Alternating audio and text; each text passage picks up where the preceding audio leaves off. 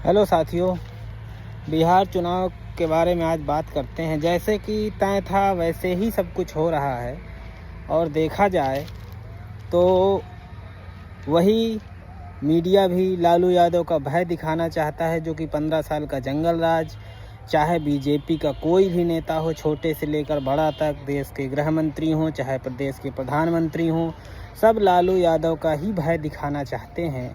अब ये बिहार की जनता को चुना है, बिहार की जनता को ये चुनना है। और प्रशांत किशोर, अभी मैं देख रहा था, एक जगह बात कर रहे थे पत्रकार से, वो भी इस चीज़ को मानते हैं कि बिहार की राजनीति में लालू यादव से बड़ा कोई फैक्टर नहीं है। या तो जनता लालू यादव के समर्थन में वोट करती है, या तो जनता लालू यादव के विरोध में वोट करती है। वहाँ एक ही फैक्टर है, लालू यादव। अब इस चीज़ का जो चुनाव है वो जनता को तय करना है कि लालू यादव कितना बड़ा फैक्टर होंगे कि नहीं होंगे। क्योंकि पिछले चुनाव में तेजस्वी यादव अकेले लड़ रहे थे, अकेले कैंपेन कर रहे थे, 2020 का उनको इलेक्शन याद है तो।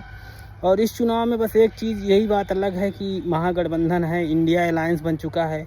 2024 की इलेक्शन की बात की जाए तो, और 2020 में कोई इंडिया अलायंस जैसा कोई ऐसा महागठबंधन भी नहीं था।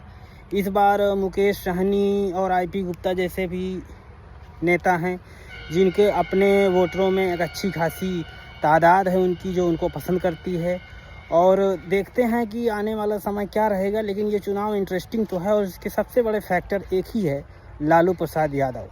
अब कुल मिला के बात सिर्फ इतनी सी है, इसका अगर लब्बो लुआब यही देखा जाए तो या तो एनडीए को भय दिखाना है कि जंगल राज फिर से आ जाएगा, या तो जो जनता है उसको चुनना है कि क्या जंगल राज वाकई आ जाएगा, और या तो इंडिया अलायंस को अपनी रणनीति कैसी है। क्योंकि ये चुनाव उतना वोकल नहीं है जितना कि दूसरे बाकी इलेक्शन होते हैं। जनता में राय है और जनता दबे मुँह, उसके अपने कुछ फैक्टर हैं, जो लोकल फैक्टर हैं वो सब हावी हैं।